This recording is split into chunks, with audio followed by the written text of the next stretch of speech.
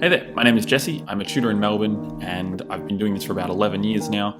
I decided to start making videos, partly to help my own students, but also to try and reach more people as well at the same time. What we're going to do is go through the English exam, given that it's when this comes out, it'll be about a week away. And so prepping for that is probably on your mind at the moment. So we're going to go through the structure of it, what's kind of expected in terms of a high scoring essay in each of the 3 different sections. And then finally, some of my tips as well as to how to make improvements in this final week and what to use your time doing. So the first thing is the structure of the exam. You're probably already familiar if you're actually preparing for it. So there's 3 sections. Section A is text response. Section B is comparing texts, and then Section C is analysing arguments. More so in terms of the technical aspects of the structure. So with Section A, you've got 2 texts that you will have responded to throughout the year, and you can choose which of the 2 texts you want to respond to. And in each of those texts, you'll have 2 essay prompts that you can choose from.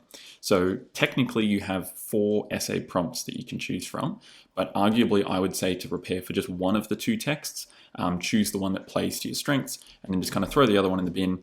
Have it as the absolute backup if everything goes absolutely haywire on the day, but chances are it should be fine if you're well prepared. Section B, you've been studying a pair of texts. There are 8 different pairs, and you have to respond to both of those in your prompt, and you'll have, again, a choice of 2 prompts for each of the text pairs. You'll choose your prompt, and then you'll analyze both of them, or really you'll compare them in terms of how they discuss a particular message or social issue. In the 3rd section, Section C, that's where we see analyzing arguments. So you'll be presented with a persuasive text or multiple texts. That could be 2 kind of medium length articles, could be 1 feature article, and that's it. It could also be things like a dialogue is a bit of a weird one. It could be a speech. It could be an article with a couple of letters to the editor, or a response cartoon. But what we've also seen is as well with the new study design since 2017, VCAA's moved away from using actual media articles. They recognized that it was giving an unfair advantage to people who were either really following the media a little bit more closely than others, or for people who maybe did global politics and that kind of thing, or legal studies. They may have had some extra exposure to the issues that were being presented, and it gave an unfair advantage.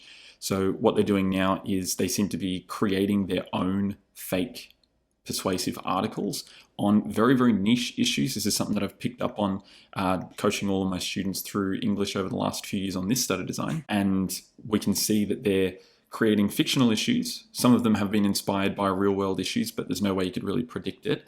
And they're often going for audiences that are very, very niche, very, very local. So if we look at the kind of history, the track record of VCAA so far on this study design, 2017, they did a primary school newsletter to parents from the principal about waste management in the school, or waste minimization. That was probably the closest we saw to any kind of big scale issue. In 2018 was the infamous Junty Jenkins food review or cafe review that then got them in a bit of hot water with the cafe owners and a bit of legal strife when clearly whoever wrote it has been to that cafe before and was basically taking a dig at a real cafe that exists under a very, very similar name. And then there was some defamation issues that were going on. And you can see now if you go to the 2018 one, try to download it, and it'll say that particular material from Section C is no longer available. It doesn't say copyright like they normally have if they have copyright issues or they don't have access for a period of time. They've had to pull it down because a bunch of Year 12s got onto it, basically memed the hell out of it, gave 1-star reviews to this business with a very, very similar name that was clearly referenced in the actual article. The owners went after VCAA, so good on them. So that was pretty funny. 2019, we saw a small local grocer writing a piece to their customers, influencing them and explaining why they were going to go cashless and why that was a good thing. So again, fictional, made up. In 2020, we saw drones being kind of dumped in rural farm settings because of tourists, and it was a local farmer expressing his outrage that drones weren't being regulated properly, and it was destroying the local land or the farmer's land and that kind of thing, and it needed to be organized or managed. Looking at that, we can see there's a track record of them not going for the big picture. They're not using real articles anymore. They're creating fake ones and fake cartoons and all the rest of it. So there's no real way to pick where they're going to go.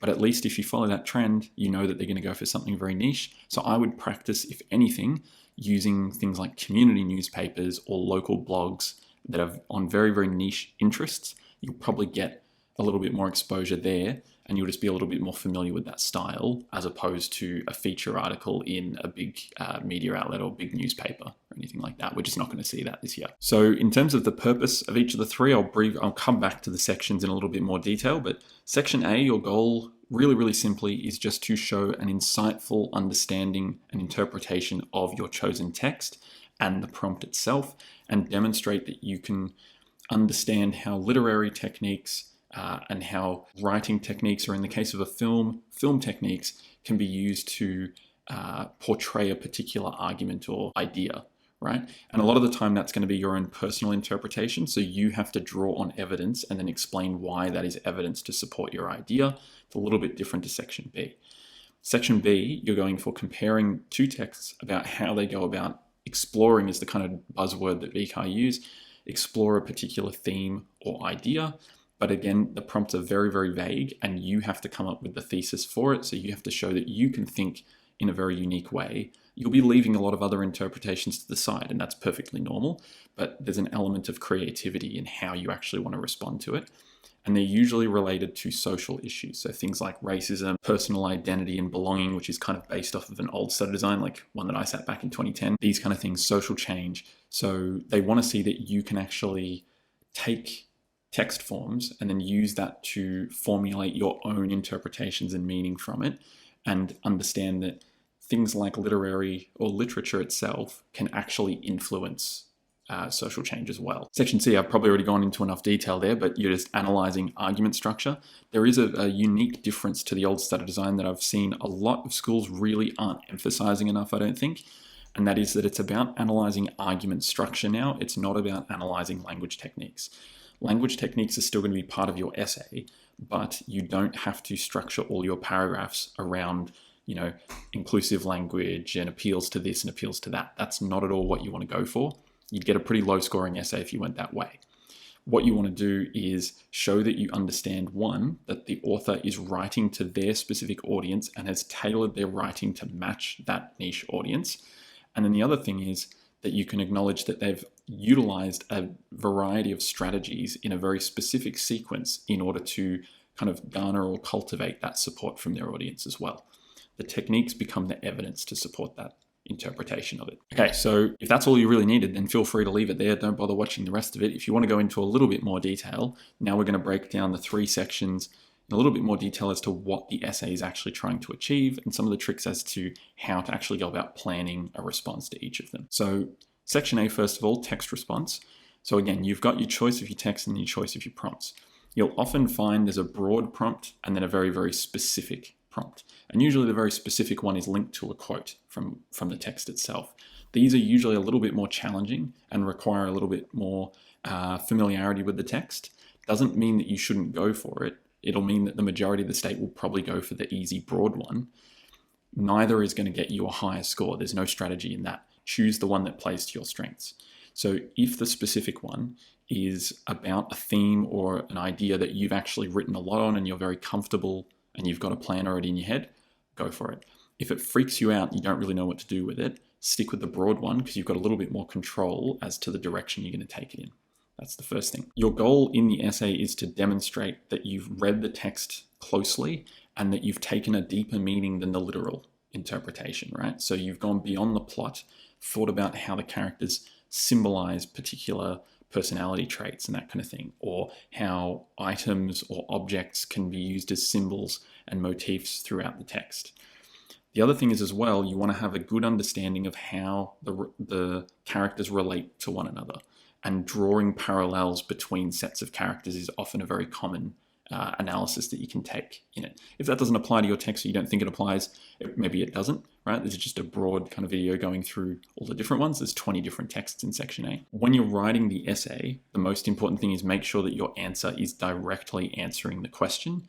A lot of people go in with pre-prepared essays and it fails every time because you're trying to match an existing argument to a brand new question, right? You might luck out and get a question that you've already responded to, and in that case, you could probably reel off some sentences or some ideas, but try not to go in with a pre-prepared or preconceived idea of it. Instead, try to focus on what the question is asking you and then provide a relevant answer. The most important thing is look to what the prompt type is. If it's discuss, then it means you have to look at both sides. You can't just make it really, really biased on one side.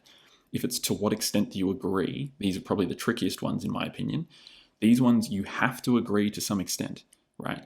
Kind of in the name. But you also have to explore what the limitations of the truthfulness of that statement is, right? So if they're doing let's say 9 days, right? A lot of my students are doing 9 days. It seems to be a popular one again this year. If you're responding to 9 days and you get a statement that says something like 9 days is a story about compassion rather than resilience, and then it says, to what extent is this true? Then you'd have to show why that statement is true, then go, but it gets to the point where compassion is no longer the prominent theme and resilience is actually what defines the characters, and here's how, right? So you have to show the limit to the truthfulness or the accuracy of the statement and then explore the alternative beyond that. You can choose whether or not that limit comes early, i.e. it's not very truthful, or you can give a couple of paragraphs, show that it's actually truthful to a greater extent, but there is some limitation to the end. It'd be a pretty weak response if you just said there are no limitations to it, or that it's outright false, because that would be showing that you haven't considered the alternative.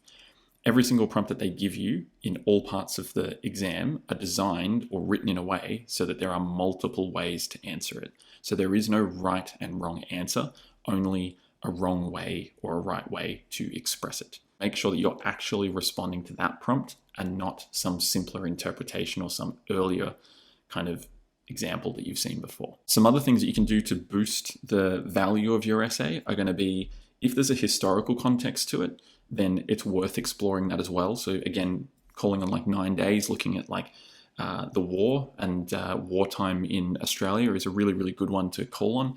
It doesn't have to become a history lesson. Your goal is not to storytell, but you can demonstrate that you're aware of the impacts of the war on Australian society and on individual behaviour and on social movements and interpretations of the meaning of marriage or the meaning of a relationship and that kind of thing, because these are the things that actually do impact the characters. Leaving those out isn't going to be a guaranteed fail or anything like that, but showing that you can actually connect the real world to the text world and understand the influences of it is a much more higher value response. The other thing is you can also acknowledge the literary style of the author as well. And so it may be that it switches throughout, or they may have a very specific style that they go for. So they might have a very kind of intimate, very visceral way of writing, right? Other writers might be very kind of reflective, or they create characters that are very, very reflective and introspective characters. You can acknowledge that style and talk about how that cooperates and adds to the interpretation that you're giving as well. These are all things that can boost the value of your essay, that can help make it stand out from people who are a big chunk of the crowd are just going to be responding very, very literally, very, very straightforward, which has its value in itself in being simple.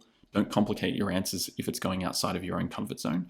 But if you're looking for something to add a little bit more depth, if you're worried that your ideas are maybe a little bit basic, a little bit pedestrian, think about some of these other things to add in as well. The final thing is, even though I've said take some kind of awareness or acknowledgement of the influences of the real world on the text world, make sure that your argument is true for the text world. There's no need to make it true for anything outside of the world of the novel or the film that you're studying. So this is the great thing about Section A, is you don't have to make it true for anything but the characters and the events that take place in the text. Section B is where we start to bring in a little bit more of a broader scope as to the texts reflecting the world itself. So with Section B, this is one that it's a real kind of polarizing section. People either love it or hate it. So with Section B, your goal is to talk about how the two texts provide commentary on some particular social issue, right? Again, if you look at I Am Malala and Pride, that's looking a lot at social change and how social change leaders are born, right? The factors that contribute to this, and then also the challenges that they face and how they might try to overcome them, whether or not each of those things is successful. If you look at Ransom and the Queen, it's looking at the balancing act of personal interest and public interest, right? And public responsibility and personal responsibility. So again, these are social issues, but also personal, kind of more emotional issues as well that are needing to be tackled. The texts are there to provide some commentary on how humans should tackle this problem, or it could just be sometimes they're a little bit more critical. So if you look at like The Crucible and The Dressmaker, those are much more critical texts that criticize a judgmental society that fails to self-reflect in any way, and that promotes vanity over personal happiness and that kind of thing. So we can draw messages from the texts. The idea is we're trying to work out what is the author trying to teach us, what is the message or the lesson that we can learn from the two texts, and then how do they go about actually presenting that message to us? Do they do it in a similar way? Do they do it in a different way? Do they actually agree on the same idea, or do they actually differ? And that's where the compare and contrast comes in.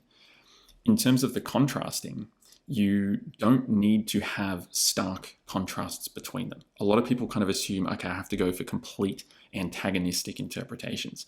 A lot of the times the differences are actually really subtle, and it can be down to things like the direction or the focus of the discussion. So if you look at like, again, I Am Malala and Pride, obviously the clear difference is that I Am Malala is focusing on girls' education under Taliban rule, right, and fighting back against extremism. Then if you look at Pride, it's looking at gay rights and also workers' rights and union movements and things in the UK. Of course, they're addressing specifically different literal issues. I would avoid that because that is pretty obvious and doesn't really add a lot of depth. If you look at how they differ though, it's more so on outcome, right? So Malala, for example, talks about how there's slow and steady change that takes place, right? And there's a little bit of hope at the end of her story that things will improve over time. If we then look at Pride, it's got a far less optimistic outlook at the end, right? It ends on the credits of talking about how Mark Ashton dies from AIDS, and the fact that the miners' union movement failed, right? And the coal mine was effectively shut down, right? So a lot of those things are very kind of demoralizing when we see that. And it might even suggest that even though it's promoting the use of social action and the importance of it, it doesn't have quite as optimistic a view on its impact. It says the process is going to be a lot slower than what Malala suggests. Both of them suggest it's a slow process, but Malala's probably offers a more optimistic perspective. That's going to be one of the key differences between them. You can look at that in all the texts. They often say the same thing, but then they have different emphases or they have different outlooks, different perspectives. So in section B, a good way to break down your structure, I like to use either the 3-step process, which is what I do here is I just kind of go, all right, my thesis, which is what I'm trying to develop, so it's my idea or interpretation of it, is it's going to be a 3-step process. Step 1 is this needs to happen. Step 2 is now that step 1 has happened, step 2 has to take place. And then finally step 3, and then I might put a reflection in it as well as to whether or not we see it as being successful or not. This is what the text teaches us. So if we look at like The Crucible and The Dressmaker, for example, we might be looking at the impact of judgmental societies, right? And so I might break that down and go, all right, well, step 1 in actually getting the message is going to be that there needs to be some kind of pressure or competition that makes this more likely, that increases the likelihood of judgment. So for The Crucible, I might talk about religion and the conservatism that was brought upon the society by Puritanism. And in The Dressmaker, it might be about the kind of more economic and then socioeconomic competition that they're fighting for to all try to be seen as the more wealthy and influential individual. So this creates competition in both societies, and that's step number 1, right? Step number 2 then is going to be, what is the impact on the individual characters, right? So in The Crucible, we see lots of different things. We see other pressures as well, but so we see things like self-preservation in the case of John Proctor and Abigail.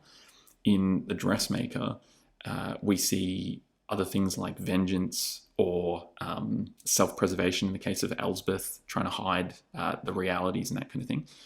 And then step number 3 would be, I might go to outcome at that point, right? What is the outcome of this? How does the judgment actually lead to some negative or positive consequence?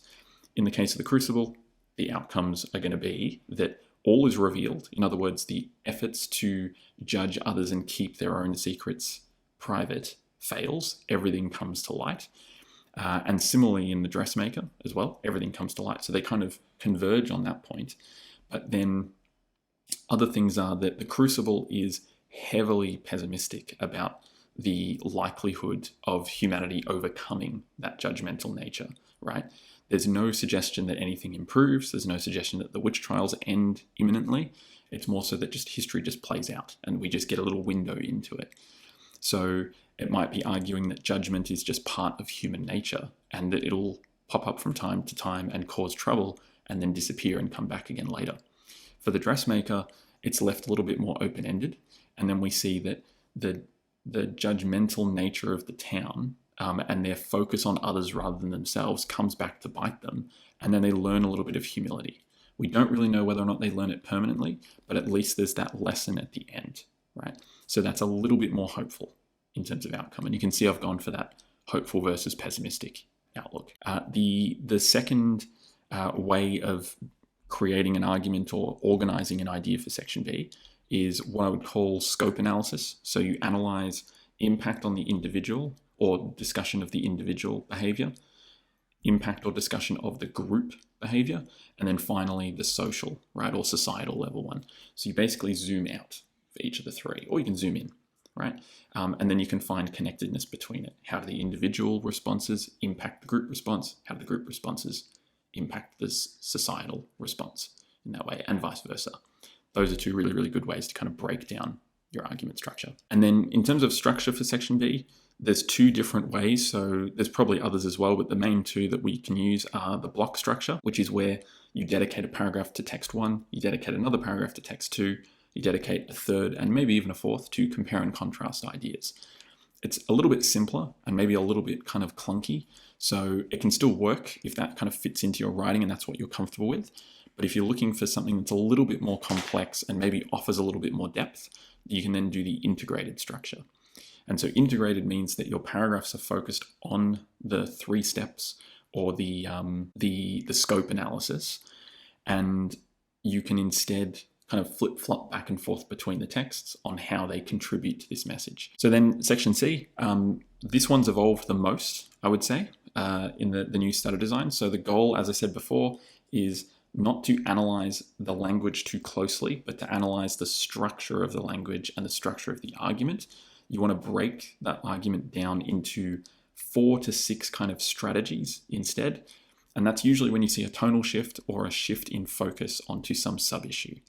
And then you want to talk about how that focus is helping contribute to a more holistic or cohesive argument. So the best way to do it is think about what is the author intending to achieve in this strategy or this effort, and that is going to become the focus of that paragraph that you analyze. Or you can look at what is the sub-issue that they're emphasizing at this point, and why is that helpful to their overall call to action, right? So you might look at, like, often early in a text, in an article or something, they're trying to do things like build authority. That can become the strategy. They're trying to build authority. You might think, are they trying to undermine any existing authority so that they can place their own authority on it? Are they trying to create urgency for the reader so that it makes it more relevant to them to draw in their readership? Further down the track, we'll start to see a shift in their strategies, and we'll see the call to action appear. That can actually be its own thing. The call to action comes at that point, and you can talk about the positioning of it and why it's come later rather than earlier, why it's come maybe before the very last paragraph, those kind of things. Then you can also look at, like, are they trying to suggest that there are larger ramifications for inaction on the issue? So if it was to be on climate change or something, which I hope they don't do that again because it's a bit overdone at this point, then it might be talking about other things that seem somewhat unrelated to climate change, but are still immediate threats to the reader, to try and broaden their perspective, right? So you can see we're talking about what they're trying to achieve, not just, oh, they used inclusive language or they used fear-mongering. The techniques become the evidence to the strategies, and it makes it a lot easier to write a good essay when you're focusing on what they're trying to achieve, because then your focus is on the impact on the reader, which is what a lot of people forget. A lot of people take section C as just trying to prove that literary techniques exist, but your goal is actually to talk about how the author is writing to their specific audience and then actually influencing their thoughts, their feelings, and then finally their behavior through the call to action. The final thing is in terms of the number of texts. So it used to always be just one one piece that you would be given on the old study design. The new one, 2017 and up, is now that it could be one or it could be multiple. There is no guarantee on it. Last year we had just one. There's been quite a few times we have just one. If you get multiples, VCAA have specifically stated there is no explicit requirement to compare and contrast the articles if there's 2 or 3 or however many, but they did say, and we'll look at that in the actual assessment reports, the students who did compare and contrast the articles generally performed more greatly. They performed higher because they had a more insightful analysis. In other words, if you compare and contrast them, you've got more opportunity to show greater depth. So then finally, tips for what to do between now and the exam. We've got a week. So the most important thing is that you're writing essays very, very frequently. I'd be aiming for at least one a day at this point. Ideally though, what I get all my students to do is to do a full-length timed exam for 5 days. So from Wednesday through to Sunday inclusive, you would sit a full-timed exam, all 3 sections from 9 a.m. to 12:15, using the reading time and everything, and actually get comfortable with that length of time, to be focused for that length of time. The second thing that I would be doing is doing a lot of rapid planning of essay plans, trying to do 5-minute rapid plans to a lot of different prompts so that you can get as exposed to different ideas as possible, and then get feedback on both your practice essays and your plans as well, either from your teacher, a tutor, or if you have like an older sibling that's already sat the VCE and has done well or understands what it takes to get a good score in English, trust them as well. Friends maybe, but remember that your peers are in the same position as you. So if you're confused and they're confused, it could be the blind leading the blind. So be careful about that one, but it could be very motivating as well. In terms of other tips, so timing, so make sure you go in with a plan. The first thing is trying to think about, right, what am I going to do with the reading time? So you've got 15 minutes. Everyone has different approaches. I generally instruct my students to do the 5-5-5 method, so 5 minutes planning for each of the 3 sections. And with section C, it's not really planning, it's mostly just reading and thinking. You just skim read the whole thing. Some people say we use the whole reading time to read the article. I think that's probably a little bit labored because you're not giving yourself enough time to consider what your choice is going to be out of the prompts for sections A and B, and then also what your ideas are going to be. And that can lead to rushing an idea and then not correctly answering the prompt. So I would go 5 minutes to plan section A. You can usually instinctively determine which of the 2 seems easier and just go with it. There's really no time for indecisiveness. Just stick with that one. Scribble down 3 or 4, well, you can't really scribble. Think of 3 or 4 different ideas that can build up that answer. Check that it actually answers the question, then move to section B. Another 5 minutes, pretty much the exact same thing using those structural approaches. Then section C, just read through the article. Don't bother reading it too closely because you'll probably have to go back through it in bits and pieces. Read it and try to segment it into those strategies and try to headline each of those strategies so you know where your essay is going to go, right? Don't bother looking for specific techniques. You'll pull all those out in reading time in writing time when you're looking for the specific quotes and things like that. Outside of that would be reading time. As soon as writing time starts, immediately scribble down your plans while they're fresh in your head for sections A and B, and then write down the labels of the headlines for section C. Probably do section C while it's fresh. Do that one first. Order doesn't matter to me too much, but make sure you've got a pacing strategy for the writing time because 3 hours is a long time to wrangle. So what I would do is keep it even, 1 hour to each of them, obviously, but actually limit yourself to 50 minutes instead. So if you've already done your planning, that doesn't have to factor in anymore unless you need a little bit more time, maybe stretch it to another 5. But really writing is the more important thing. Having a complete essay is the first hurdle. So you should be aiming for roughly, to keep it simple, 10 minutes per paragraph. Get a 5-paragraph essay done. That would be to get you over the line. It leaves you with 10 minutes spare, right? And the idea behind the 10-minute spare is that will be your proofreading time / extra time if you need it. But sticking to 50 minutes pushes you to actually finish it because a lot of people don't actually finish all 3 because they're not managing their time well enough. And you need to have time discipline. So you need to be able to say, all right, time is running out. I need to finish this essay or else I'm going to have to just move on, right? And I would say that 3 short, complete essays are better than 2.5 essays, right? Because on that half essay, you're missing out stuff that they cannot see in the criteria, which means they have to give you zeros for those criteria. So you're guaranteeing a drop of marks. If you go for shorter ones, a little bit riskier if you're salvaging it, but at least you've put all your ideas forward, right? So 50 minutes for each of the essays, and as soon as the 50-minute window hits, stop it there and then move on to the next. By the time you get to the end of the exam, you should then have 30 minutes banked up. Then you allocate 10 minutes to each of those essays to go back and either finish them if you really didn't get to the point of finishing them, or more importantly, proofread and improve, because that just helps you confidence. And then you'll also be able to think a little bit more clearly to fix those errors and improve your ideas because you know the bulk of the exam is done, right? It's a mental thing. If you're writing the first essay and you know you've got 2 more to go and you're worried about the timing, you're going to have that weighing on your mind. You need to be thinking of one essay at a time, get them done, and then you'll be able to do a lot with those extra 10 minutes. Ideally, when the time is running out, finish the essay, like I said. But if for any reason time gets away from you and you don't finish it, don't panic, because you'll have those 10 minutes to come back and fix it, but move on to the next one. Because if you're behind on the first one and you try to run overtime to finish it, you will probably fall further behind on the next one, which means that that third essay is really going to suffer at that point. You can always scrap together a finish in 10 minutes for all 3 essays if all 3 were even incomplete. It's a much, much better way to manage the time. Checking the clock, I would just check the clock every paragraph so that you can micromanage without constantly checking the clock. When you finish a paragraph, check the clock. Has it been 10 minutes? If it's been more than 10 minutes, it means move faster on the next one. It means you're writing too slowly. So you've got that constant check and that constant feedback without having to check the clock every 30 seconds, because that's going to pull you away from the kind of flow of writing. And so if you break it down, there should be 3 targets that you have. So target 1 is having a clear plan. You get that done in the reading time. Target 2 is finishing the essay, right? That is the most important target that most people don't really focus enough on.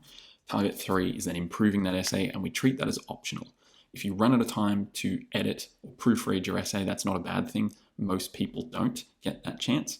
And really, the examiners know that your writing on the day is probably not going to be your best writing because it's under timed pressure conditions. So they take that into account. Little typos and things like that are going to be fine. If it's anything that is a pattern where they think that you misspell common words, then that could hurt things a little bit. Or if there's structural problems, that's where the proofreading comes in. Treat it as a luxury. Getting the essay done is the most important thing. Target 3 then would be to get the chance to improve it. Cool. All right. So hopefully that was a relatively brief. I tried to keep it relatively short. Half an hour. It's kind of difficult. There's a lot going on in the exam. But if you found this helpful, then like the video, subscribe as well, because I've moved. Now this is my VCE dedicated channel. I have a main channel as well, but I now do a lot of the stuff for med school prep and that kind of thing. So I've wanted to focus all of my VCE related content on this particular channel. So subscribe if you haven't, and then I will see you guys in the next one.